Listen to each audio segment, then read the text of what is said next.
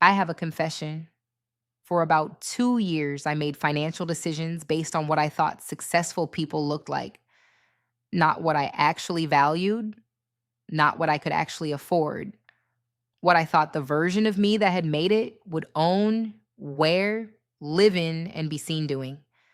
I had a coffee machine that cost $400 because successful people had nice coffee machines.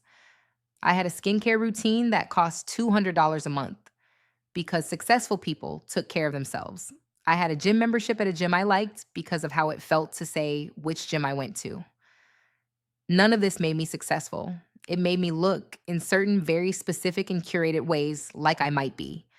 And it cost me a significant amount of money I didn't really have to maintain an appearance I hadn't consciously chosen. Status spending is when you make purchasing decisions based primarily on what those purchases signal to other people or to yourself about who you are and where you stand. It's not the same as buying nice things. Buying something high quality because you genuinely value it and will use it for years is a sound financial decision. Status spending is something different.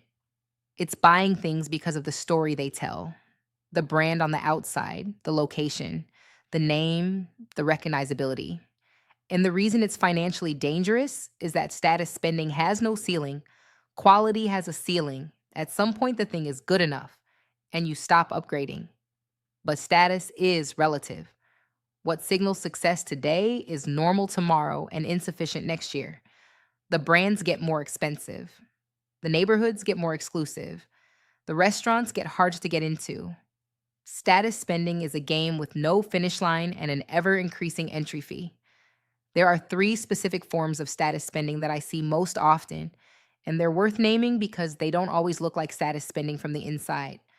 The first is aspirational brand spending, buying brands not because they're better in any meaningful way, but because of what they communicate. The bag, the car, the watch, the headphones, the hotel, the airline class. Each of these has a functional version that costs a fraction of the price. The premium is entirely for the signal. The second is lifestyle performance spending. This is the spending that makes your life look a certain way to others and to yourself. The apartment in the right neighborhood, the restaurant for the first date, the holiday destination that's worth posting about, the gym that says something about you. The third is status maintenance spending. This is the cost of keeping up with a level you've already established. Once you've introduced people to the restaurant you go to, you can't suddenly suggest somewhere cheaper. Status maintenance spending feels obligatory, like you're just keeping things normal, when actually you're paying a monthly premium to maintain a signal. Meet Priya. Priya is 28. She works in marketing, earns $72,000 a year, and has been financially stressed for most of her 20s despite earning what most people would consider a good salary. For a long time, she couldn't figure out why. She wasn't a big spender in any obvious way. She didn't buy designer clothes. She didn't take expensive holidays. She didn't have debt from a spending spree. But when she did an honest audit of her spending, not just what she spent, but why, a pattern emerged. Her apartment cost $400 more per month than a comparable apartment two neighborhoods over because the address meant something. 12 months of that, $4,800. Her gym membership was $95 a month. There was a gym 3 blocks from her office that was $29 a month with the same equipment. She never considered it. 12 months of the premium, $792. Her skincare routine cost roughly $180 a month. She built it up gradually, always choosing the option that felt like the credible choice. She couldn't have told you what made it better than a $40 a month routine. Her work wardrobe was refreshed twice a year with pieces she felt were appropriate for her level. Not extravagant, professional. But the definition of professional had been quietly influenced by what her most successful seeming colleagues wore. When she added it all up, Priya estimated she was spending approximately $9,000 a year on status maintenance. Things she hadn't consciously chosen but had drifted into because they fit the image she was unconsciously managing. Status spending isn't vanity, it's evolution. Human beings evolved in small social groups where your standing in the group had direct consequences for your survival and reproduction. Visible signals of status were genuinely important. The brain circuitry that monitors social standing and responds to status threats is ancient, fast, and very hard to override with logic. What's changed is the environment. We evolved to care about status in groups of 150 people. We now live in cities of millions, scroll feeds of thousands, and are constantly exposed to a curated display of other people's best moments and most impressive possessions. The comparison pool is infinite, and the highlights reel is never ending. There's also a specific psychological mechanism called self signaling. You don't just buy things to signal to other people, you buy things to signal to yourself, to tell yourself a story about who you are. The expensive coffee machine isn't just for guests, it's for the version of you that makes good coffee in a nice kitchen. The premium gym isn't just about being seen, it's about the feeling of being someone who goes to that gym. Self signaling spending is especially hard to examine because it feels completely internal and personal. Nobody else is making you do it. You're just choosing things that reflect who you are, except who you are has been quietly shaped by everything you've consumed, scrolled, and been exposed to. Here's a way of thinking about status spending that I find useful. Every premium you pay above functional value is a status tax. The coffee machine that makes good coffee costs $60. The one that signals something about you costs $400. The status tax on that machine is $340. The gym that keeps you fit costs $29 a month. The gym that says something about you costs $95. The status tax is $66 a month, $792 a year. The apartment that gives you the space you need costs X.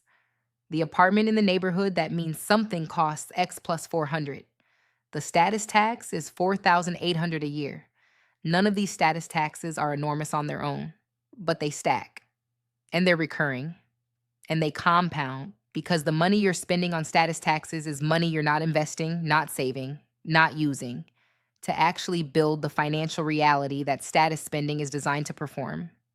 The painful irony of status spending is this: the people whose financial status you're performing toward are often doing the same thing. Real wealth, statistically, looks much quieter than the kind of wealth that gets performed. So, how do you untangle genuine preference from status spending? Here are 4 questions that help. Question 1: would I still want this if nobody would ever know I had it? If the honest answer is no, or even maybe not, that's useful information. If the value of a thing is entirely in what it communicates to others, that's a signal, not a preference. Question 2: what is the functional alternative and why am I not choosing it? For almost every status purchase, there is a functional equivalent that does the same job for a fraction of the cost. If the answer is because the functional alternative doesn't look right, that's status spending. Question 3: is this maintaining a standard I consciously chose or one I drifted into? Not everything you currently spend on was a deliberate choice. Some of it is inertia. Ask whether you'd choose this floor today if you were starting fresh. Question 4: what would I do with the status tax? Take the premium you're paying above functional value across all your status spending and add it up for a year. Then ask, what would I actually do with that money? How quickly would it compound? What would it represent in 5 years? So what did Priya do? She moved apartments when her lease came up. Not to a worse apartment, to an equivalent one in a neighborhood that wasn't doing anything for her professionally or personally beyond the address. Saving $400 a month, $4,800 a year. She switched gyms. She used the cheaper one for 3 months before admitting she didn't miss anything about the expensive one except the feeling of saying she went there. Saving $66 a month, $792 a year. She rebuilt her skincare routine from scratch, researching what she actually needed rather than what felt credible at the price point. New routine cost $52 a month, saving $128 a month, $1,536 a year. Total annual status tax she stopped paying, approximately $7,128. She didn't give up quality. She gave up the premium she'd been paying for the story quality was supposed to tell. Looking successful and being financially successful are not the same thing. In fact, for a lot of people in their 20s, they actively work against each other. Every dollar you spend performing wealth is a dollar you're not spending building it. That doesn't mean never buy nice things. It means know why you're buying what you're buying. Know which purchases are genuine preferences and which ones are status taxes you're paying unconsciously. You are allowed to want nice things. You are also allowed to ask whether the nice things are yours or whether you've been quietly paying rent to an image you didn't consciously choose. Comment status below. Tell me, what's your biggest status spin? The thing you pay the premium for that you know, if you're honest, is mostly about what it says rather than what it does. No judgment. I had a $400 coffee machine. Subscribe if you haven't. EP20 is the season finale. The world is designed to make you spend. Everything we've covered this season comes together. You don't want to miss it. See you next week.